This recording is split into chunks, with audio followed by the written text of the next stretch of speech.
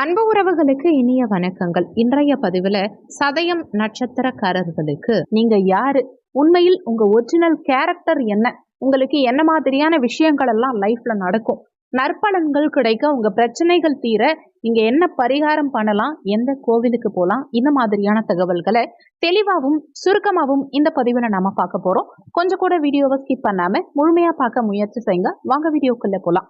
சதயம் 4 நட்சத்திர பாதங்களுமே கும்பராசியில வரும். சதயம் நட்சத்திரம் ஒரு தைரியமான நட்சத்திரம்னு சொல்லலாம். அவங்களுடைய கர்ஜனைங்கிறது அதிகமா இருக்கும், டாமினேஷன் பவர் அதிகம் இருக்கும். அதே நேரத்துல அவங்க படிக்கும் படிப்பு எல்லாமே அட்மினிஸ்ட்ரேட்டிவ் ஓரியன்டாவே இருக்கும். 10 பேரை வச்சு வேலை வாங்கக்கூடிய கெப்பாசிட்டிங்கிறது இவங்களுக்கு அதிகம் உண்டு. அதே நேரத்துல காதல் வயப்படுறதுக்கு நிறைய வாய்ப்புகள் உண்டு.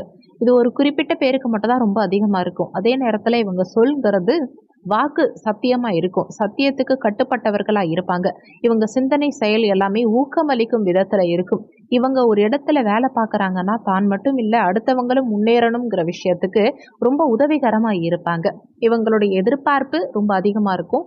தான் எப்படி இருக்கேனோ அதே மாதிரி அடுத்தவங்களும் இருக்கணும்னு எதிர்பார்ப்பாங்க. ரொம்ப பொறுப்பான பர்சனா இருப்பாங்க. எந்த ஒரு விஷயத்தையுமே நல்ல ஈஸியா கையாள்வாங்க. எந்த பிரச்சனையா இருந்தாலுமே இவங்க இருந்தா அந்த பிரச்சனை சால்வ் ஆயிடும்ங்கிற ஒரு நல்ல கேரக்டர் இவங்களுக்கு இருக்கும். பகைவர்கள் கிட்ட கூட நட்பு பாராட்டக்கூடிய குணம் இவங்க கிட்ட இருக்கும். ஆனா ஒரு வாக்கு கொடுத்துட்டாங்கன்னா பிச்சை எடுத்தாவது அந்த விஷயத்த சாட்டிஸ்ஃபை பண்ணணும் அப்படிங்கிற ஒரு விஷயத்துல கான்ஃபிடென்ட்டா இருப்பாங்க. அதே நேரத்துல இவங்களுடைய பண்புங்கிறது ரொம்ப நல்லொழுக்கம், நல்ல பண்பா இருக்கும். இறை வழிபாடுங்கிறது இவங்களுக்குன்னு ஒரு டிஃப்ரெண்டா இருக்கும். எல்லாருடைய இறை வழிபாடு ஒரு மாதிரி இருந்தா இவங்களுடைய இறை வழிபாட்டு முறை ரொம்ப மாறுதலா இருக்கும். இவங்களுடைய சொற்கள் பேச்சு எல்லாமே டிஃப்ரெண்டா இருக்கும். நமக்கு ஒரு லாங்குவேஜ் தெரியுதுன்னா பன்முகத்தன்மை 2-3 லாங்குவேஜஸ் எக்ஸ்ட்ரா தெரியறதுக்கு கூட வாய்ப்புகள் அதிகம் உண்டு. ஆனா கோபம்ங்கிறத மனசுல வச்சுக்கிட்டு பொறுமையா எல்லா விஷயத்தையும் கையாள்வாங்க. எந்த இடத்திலும் தன்னுடைய வெளிப்படுத்தக்கூடிய தன்மை, நம்ம மனசுல என்ன படுதோ அதை ஈஸியா வெளிப்படுத்தக்கூடிய தன்மை இவங்க வச்சுக்க மாட்டாங்க. மனசுல ஒரு விஷயம் வந்துருச்சுன்னா தீர்க்கமா அதை பத்தி யோசிச்சு அதுக்கப்புறமா தான் முடிவு பண்ணுவாங்க. அவ்வளவு சீக்கிரத்துல ஒரு விஷயத்த இவங்க ஒத்துக்க மாட்டாங்க. ஆனா ஒரு விஷயத்த ஒத்துக்கிட்டாங்கன்னா அது எவ்வளோ பெரிய விஷயமா இருந்தாலும் சரி இறங்கி போய் அந்த ஒர்க்கை முடிச்சுட்டு வந்தாதான் இவங்களுக்கு நிம்மதியா தூக்கமே வரும்னு சொல்லலாம். தன்னுடைய செயல் அடுத்தவங்க பாராட்டும் விதத்துல இருக்கணுங்கிறத விட தான் தான் பெஸ்ட் அப்படிங்கிற ஒரு விஷயத்த எல்லாருமே சொல்லணும் அப்படிங்கிற மனப்பான்மை கொண்டவர்களா இருப்பாங்க. அதுக்காக ஒரு முறைக்கு 10 முறை என்ன 100 முறை யோசிச்சு கூட ஒரு விஷயத்துல இவங்க இறங்குவாங்க. பிசினஸ் செய்யறதுக்கு உண்டான அமைப்பு இவங்களுக்கு அதிகமாவே இருக்கும். சதயம் நட்சத்திரம்னாலே மேக்சிமம் பிசினஸ் இருக்கும்.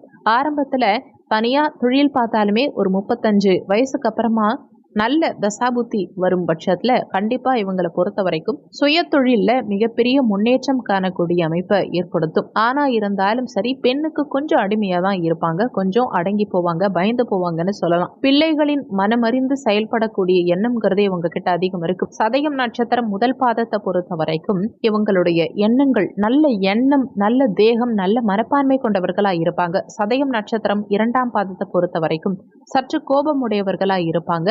நண்பர்களுக்கு இனிமையா பழகுவாங்க.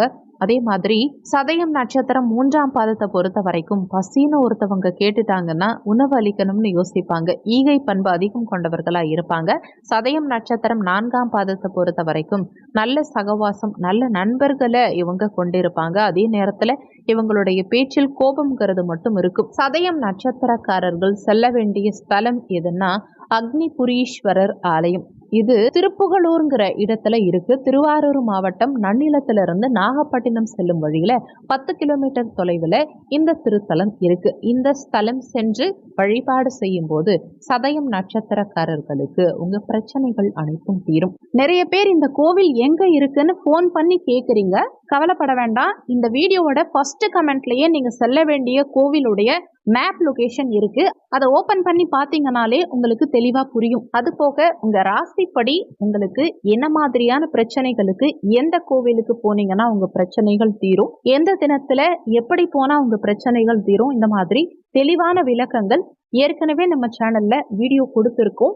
நம்ம சேனல்ல 12 ராசி கோவில் ரகசியம்னு ஒரு பிளேலிஸ்ட் இருக்கு. அந்த பிளேலிஸ்ட்ல ஓபன் பண்ணீங்கன்னா உங்க ராசிக்கு தெளிவாவே வீடியோ கொடுத்திருப்போம். உங்க ராசிப்படி உங்க ஒரிஜினல் கேரக்டர் என்ன, உங்களுக்கு என்ன மாதிரியான விஷயங்கள் எல்லாம் நடக்கும்னு A to Z தெளிவா 3 பார்ட்டா தனித்தனியா வீடியோ கொடுத்திருக்கோம். 12 ராசி உண்மை முகம்ங்கிற பிளேலிஸ்ட்ல அந்த வீடியோஸ் இருக்கு. செக் பண்ணி பார்த்துக்கோங்க. உங்களுக்கு மிகவும் பயனுள்ள பதிவு அந்த பதிவு நிச்சயம் இருக்கும். இந்த வீடியோல உங்களுக்கு ஏதாவது சந்தேகம் இருந்தா கீழே இருக்க கமெண்ட் செக்ஷன்ல சொல்லுங்க. நன்றி. மற்றும் ஒரு நல்ல பதிவோடு மீண்டும் உங்களை சந்திக்கிறோம்.